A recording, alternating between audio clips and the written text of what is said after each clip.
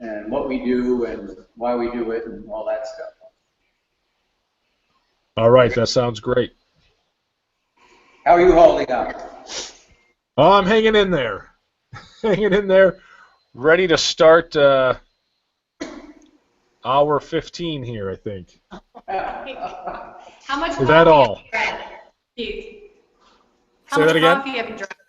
How much coffee have you drank? Actually, not too much coffee. It's kind of been a gradual nursing of the coffee cup throughout since about 8 a.m. So, but enough about me and my caffeine needs. We are back now on Giving Day Live. Here we are. We're live. Giving Day 2016. We are joined with the Cornell Vet College Farrier, Steve Kraus, who is about to give us a little bit of up-close insight into the world of being a farrier at Cornell. Steve, how we doing up there? We're doing terrific. Every day is a good day up here. This is a very unique place on campus that a lot of people don't know about. And I'd like to tell you a little bit about this place, which is quite unique. This program was established a little over 100 years ago. Prior to that, most of the things that you could do to help horses was having to do with the feet and shoeing. So the whole veterinary profession tended to stem from the original farriery type work that we did. Now, of course, things have changed. Do a lot more than just shoe horses to help them. And that's what we play a small role in the horse's health, but we play a very important role. And this program is a little over 100 years old. As I said, we just celebrated that anniversary last year. And it was established to work with the veterinary college, but also produce competent horseshoers for the horses of the age. And what a lot of people don't realize is that, yes, the car and the tractor eliminated the need for horses for work. But now, today, and for the past 40 or 50 years or so, there's been a tremendous use of recreational horses for sport, pleasure, competition, and that's mainly who we serve here. We try to teach veterinary students also some of the workings of what farriers do, so they have a working understanding of how farriers deal with horses' legs, hoof problems, injuries, diseases. And then we teach a group of outside students. They're non-regular Cornell students. So we have a 16-week course. You have to be pretty well qualified and horse experience, as well as a little basic farrier experience before you start. And we take these students in for 16 weeks. They can take no other courses other than the courses we teach here. We're 8 hours a day, 5 days a week, and sometimes longer. And then we send them out to various places. We've had students from all over the world take this course to help horses and get a better understanding of horseshoeing. And one of the things that makes this program unique, there are other horseshoeing schools in the country, but we are one of the only horseshoeing schools that is directly connected to a veterinary teaching hospital. So not only do we teach basic horseshoeing principles and practice here, but we see all the advanced cases of horses that come in with injuries, lameness, conformation problems, and so on. And there's many different ways we interact with the large animal hospital, work with the veterinarians, work with the veterinary students to help horses recover from injury and disease. We also provide all the farrier services for the Oxley Equestrian Center, which is the athletic department facility where the polo horses are and the equestrian team horses. So we provide farrier services for that department, as well as the equine research horses that are up at the farm on Warren Road. And so we have to provide all the hoof care and maintenance for those horses. So the students here get a very good balance of very practical, very common everyday shoeing and very more exotic, specialty type shoeing, therapeutic shoeing, and things they would not see anywhere else unless we had them here. And the other thing we do here that no other school does, but is becoming more of a practice in the world of Farrier is we blue shoes on. A lot of the technology now that we have, modern technology to glue shoes on, is becoming more and more popular. It's still not going to replace the nailed-on metal shoes so easily, but it's very valuable for special situations, surgical problems, damaged feet, and so on. So we teach the students the cutting edge, along with the traditional stuff of blacksmithing and nailing metal shoes on horses, which has been done for a couple thousand years. So one of the things I like to say to people, you know, Cornell's motto is something like, any student can find instruction in any study, and this place proves it, because it's so unique to the university and to other colleges and places around. So I'll show you a few things over here. If you look at these horseshoes that are up on the wall, these are all different ways horseshoes can be made. Every one of these horseshoes is handmade, hand forged from a steel bar or aluminum bar. Many of these shoes over on the left are close to 100 years old. And especially the shoes all the way on the left, they were used mostly on horses in the streets, delivering milk, vegetables, ice, when a lot of that stuff was done that way. And so a lot of these horseshoes were for specific needs of the horses, traction. So if you look at the hills around Ithaca, they have red brick on them. And that was because they needed those little slots between the bricks to keep the horses from slipping on the hills. So you see projections, what we call heel caulks and toe graphs on those draft shoes that help these horses stay safe on the streets. Horses were used tremendously to build the cities. After the Civil War, the growth of the cities would have been impossible without the use of horses in the cities to deliver people, goods, and so on. And as the horses were phased out of automobiles, a lot of this technology and a lot of the skill and craftsmanship tended to fade off, especially with World War I happening. Prior to World War I, the cavalry and work was the main use of horses, and the only people who had sport horses were the very wealthy people that fox hunted, played polo, but the horse was mainly a beast of burden. And horse numbers really deteriorated for a while there through the Depression, and a lot of the skill and the craft was lost. A lot of the tools, the technology disappeared, and then with the baby boomer generation and a good economy, the use of the sport horses, recreational horses, and competition grew from that. So now for the last 50, 60 years, the horse business has really thrived in many different ways. And now we're shoeing horses to do their individual sports. So it's not as simple as it sounds. The basics are simple. We have to trim and maintain the bottom of the hoof. We have to balance it to the horse's conformation. And then we have to select the proper shoes, just like you need to select the proper shoes to do whatever sport you're doing. So if I was to play basketball in a running shoe, which is only made to go forward, I would probably twist my ankle. And it's the same idea for horses in sport and competition. The shoes are specialized and designed to help the horse perform better than he could with a plain shoe or barefoot without shoes.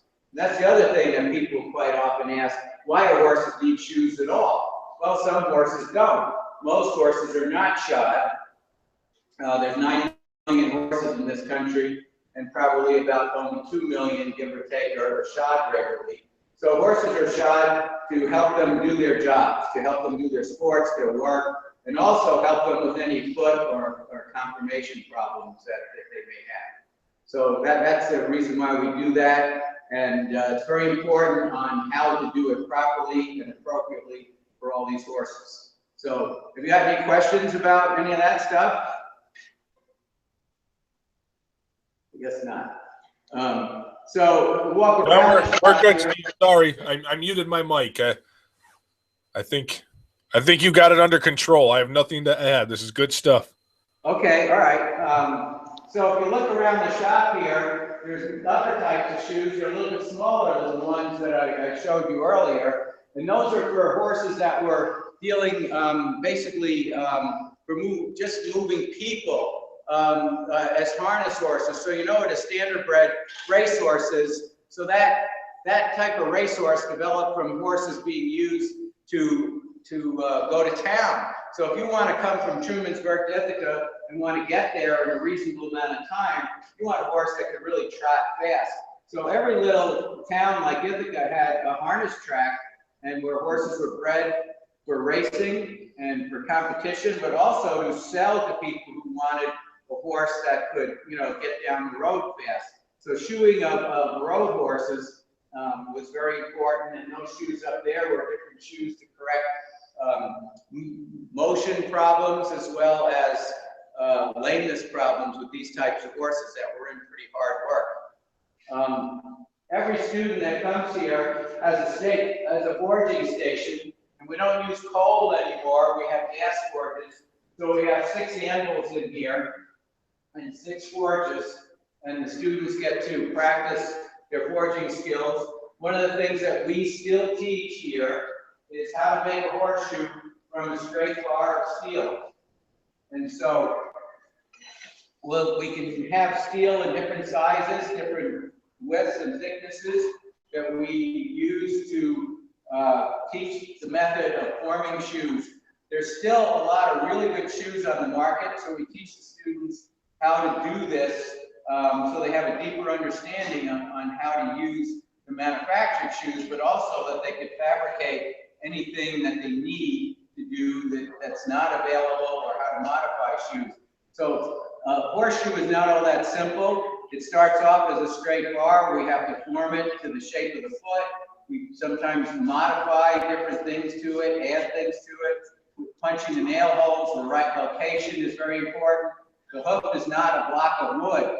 And if you just look at these radiograph pictures over here, you can see that there's bones inside the horse's foot. There's tendons and ligaments and blood flow. And so there's a lot of things going on there. It's quite a complicated, well-designed system. And what we try to do is enhance it. And if we're not doing that properly, we can actually hurt it. So that's so important. It's not just about nailing a shoe on. We really have to do that correctly. So we can show you the process on how shoes are made. And so I'm going to start this forge up, and we take a bar of steel, we're going to put it in the forge, and we're going to warm it up. And that takes a few minutes.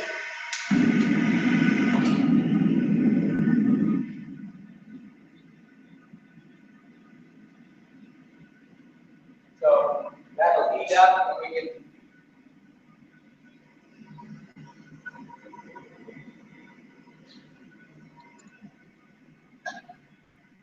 while that's heating up, I'll show you more about the shop. One of the things I was asked to talk about is how I got here. And I'm a Cornell grad. I attended the School of Agriculture. I graduated in 1971. I was an animal science major. I learned how to shoe horses prior to that during the summers. I used to go to a summer horsemanship camp, and I got very interested in seeing the horses being shod. And so I had the opportunity to learn, and I was just so fascinated that you could be doing something like this, and I wanted to learn as much about it as possible. When I came to Cornell, I said, gee, I've been shoeing on my own during the summers. I may be able to pick up a few horses and I'll be able to shoe a few horses around the area here, which I did, and wound up finding my way up to this very shop, not intending to ever be here as an instructor, but was fascinated by what was going on here. Former instructor that was here, Harold Mowers, was considered the top guy of the time. Completely fortuitous and lucky for me to stumble upon him and pick his brain. I was never a Farrier student here because I was an undergrad at the time, but I would spend all my spare time up here watching what was going on, asking Harold questions, and then going out and practicing what I was learning. And upon graduation, I kept shooting horses. I had friends, and I had a very good business built up in the area, and I was able to actually be as busy as I could be in a short period of time, making a pretty good living shooting horses, and was really enjoying working for myself and doing that. So that kept me really motivated and very, it took a lot of my time. And in 1976, there was a company that dominated the world in manufacturing horseshoe nails. And they couldn't have any, weren't doing very well in this country, but they were also the largest manufacturer of bishops in the world, something called Mustad. And their U.S. distribution for the bishops was up here in Auburn, New York. And they knew fish and they knew fishermen, but they didn't know anything about horses and horseshoeing. So they came to Cornell, and I was asked to come to a meeting, and I got hired to help them as a consultant. And so I helped redesign the line of nails they use for the American market. I created a few nail styles, especially for this market. And I worked for Mustad and sent all over the world teaching Farriers and representing Mustad prior to coming here, and I still do that. And partially due to that and the work that I've been doing here, this past year I got inducted into the International Farriers Hall of Fame. And so I'm very proud of that. And it never would have happened if I hadn't worked with Mustad or come here to teach at Cornell. So that's sort of the short version of my story. This piece of steel is getting hot. Hey, Steve. Yes. We actually have a question from one of our viewers, Okay. and they want to know how long does it take to put on horseshoes, and what's the most you've ever put on in one day? Well, that's a pretty good question, and quantity versus quality is a big thing here. It's hard to do quality when you're trying to do quantity. Pretty much most normal shoeing is done in an hour to an hour and a half per horse. That's 4 shoes. Some stuff might take longer because there's technically more things that need to be done. There's a lot of accessorizing of the shoes we do. We might put studs into them for better traction. We might attach pads for hoof protection. And some of the more custom things take longer to do. And the type of shoe that we do, or the type of horse, also has an effect on the time. The lighter the shoes and the more simple, the quicker you can move through the job. The heavier and the more complicated the shoes, the more time it takes. So shoeing light horses like polo horses, you can shoe a polo horse as I can in about 40 minutes, 4 shoes, without having to rush too much. But I can spend 2 or 3 hours shoeing a horse that has foot problems and other things I do. Back when I was much younger, I shot actually 18 horses all the way around by myself once, and I never want to have to do that again. It's a very exhausting. Horseshoeing is very physical work, and so one of the things we try to do is keep in shape. It takes a certain amount of strength, but it also takes knowing how to use your strength, proper techniques to save yourself, and so again, I've been shooting horses now over 52 years, and still in one piece, thank goodness. I know the next question is probably going to be, have you ever been kicked? And certainly have, but never been sent to the hospital by a horse I was shoeing. But I have been to the hospital at least once driving the shoe horses. So which is more dangerous? So, but yes, horses can be dangerous. That's why horsemanship and handling horses and keeping them calm and knowing how to be around them is so important. And so again, horses are potentially dangerous, but it's how you handle yourself around them and know when you have a horse that could be extremely dangerous, maybe to not work on that horse without other types of help. Does that satisfy that question there? Oh, I think that was a very thorough reply. Yep. Okay, so I'm gonna start making this shoe here. We have different hammers that we use. This is the hammer. This one weighs a little over 2 pounds. This one weighs about 3 pounds. I made this hammer by myself for making some of the heavier shoes. So one of the things that we teach at horseshoeing learn is there was a time when you couldn't buy good horseshoeing tools, proper tools, and now you can buy a lot of good stuff, but I try to teach how to make some of the basics of this stuff. So we're actually making tools, some of our own tools. So that's the blacksmithing part. And in learning to shoe horses, it's 2 completely separate skills that have to be learned at the same time. The blacksmithing skill at the anvil is certainly very important to understand, how to do all the things I'm about to show you, how to make, modify, select the shoes properly.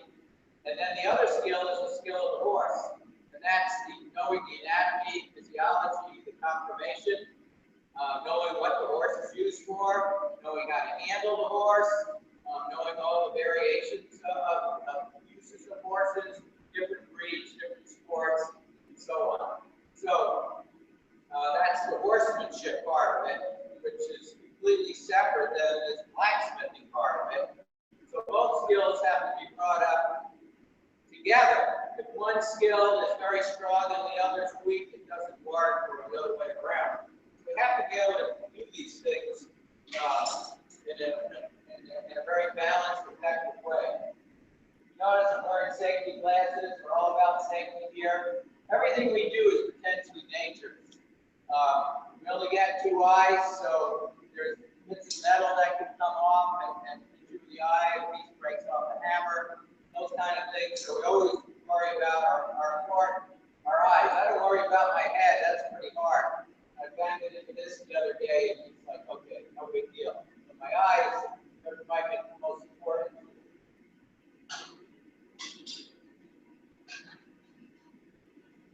So you can see this piece of steel is very hot. Right here, it's about 1800 degrees. And the first thing I'm going to do is make what's called a toe bend.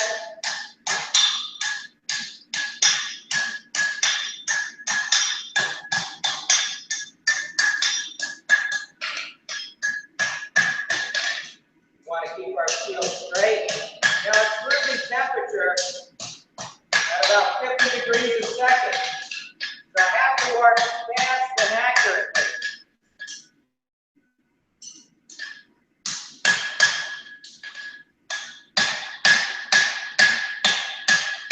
See how it's losing its incandescent color.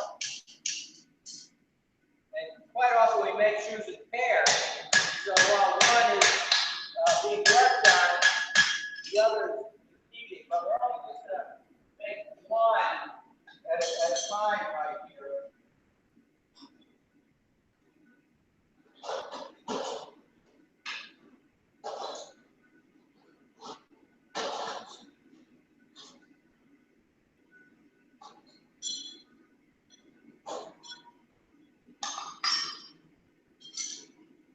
And so once the board is hot, the turnaround time is fairly quick.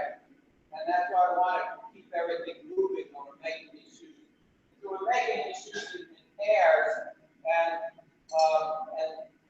believe it or not, horses have front feet that are shaped round to bear more weight, and the shape of the hind feet is totally different. It's more angular and pointed. So the horse uses his hind end to propel himself itself forward. So the front support and are the steering, and the hind end is what we call the motor. The motor and the traction. So basically the horse is a rear-wheel drive animal for the most part. There are times you can change that, and again, a lot of it is in training, how the horse is used. Certainly you can have a four-wheel drive type horse, and most of your heavy horses that are logging or pulling use their front end just as much as the hind end, but that's a training thing, and it's also a conformational thing with most horses. So, but for the most part, most athletic sport horses are kind of a rear-wheel drive type situation. So the hind feet are pointing to propel the horse forward. They also have rights and lefts, just like we have a right and left. And if a horse is fairly symmetrically, properly built, there's a definite inside and outside to the horse's foot. So we have to make sure when we're making a shoe, we got to decide ahead of time, what are we doing here? Are we making a pair of fronts, a pair of hinds, is to the right, is to the left?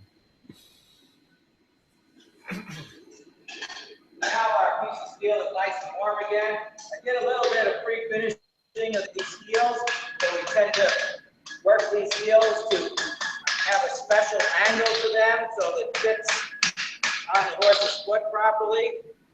And then we're going to make this bend to form one side of the foot, one side of the shoe that is. And we use the anvil, and we just move this shoe around the anvil, around the horn, make a little gap, and we close that gap.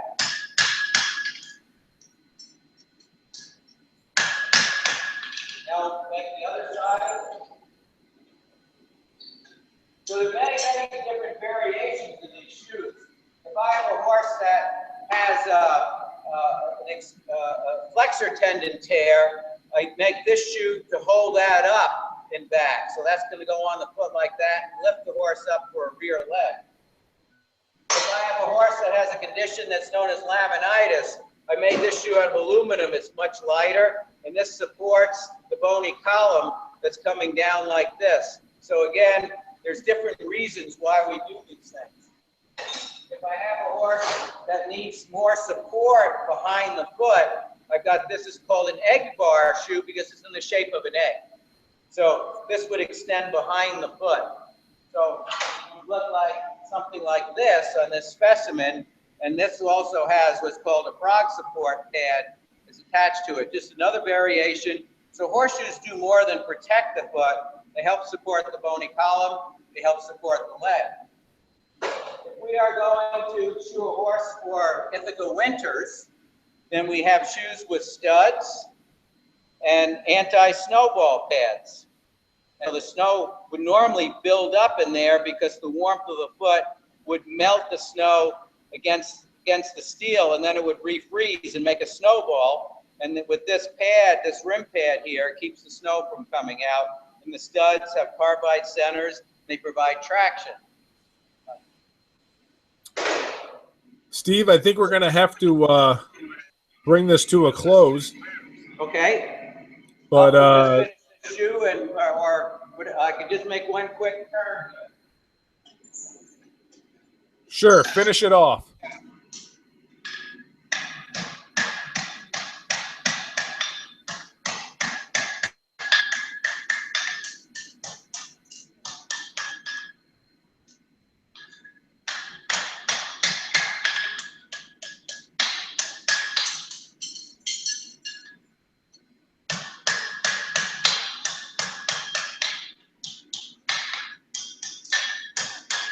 Now it's ready to get the nails all punched in, but I guess we'll finish the interview.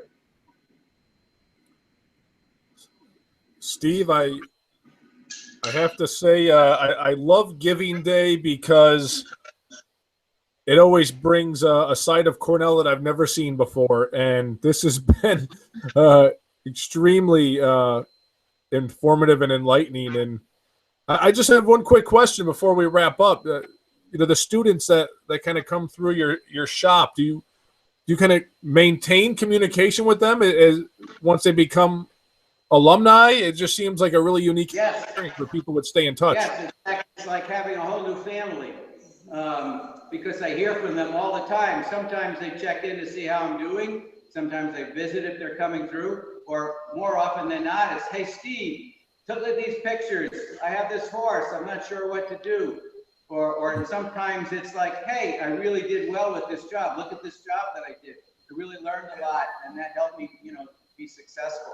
So either way, I hear from them with their problems or their successes, but either way, I'm happy to hear from them. And so now that I've got over 60 students out there, the family is growing. Is there a consulting fee that comes with that? I could pretty much be bought with chocolate chip cookies, so that's about the end of it. Well, come on by Warren Hall, because our friends at Cornell Dining have supplied plenty of large chocolate chip cookies that are still Right. here for the That's taking. good, yeah. Well, thanks. All right, Steve, thanks so much. All right. Really appreciate your time and showing off your really unique expertise, and congrats on that much deserved induction into the Hall of Fame. Thank you very much. Okay, we'll see you around soon, and people that want some more information on Steve's work and or supporting Steve's work and the other work of the Cornell Vet College, certainly a great initiative to support here on Giving Day. Yeah, We will be back in about. We're in the need for all types of donations. We're always recycling equipment here. As you can tell, this stuff, takes a lot of use and abuse. Well, you seem to be making the best of it, but we'd love to support your work further and help you out any way we can. So best of luck, Steve, and we'll be back in about 3.5 minutes with a tour of the Big Red Fueling Station. See ya in a few minutes.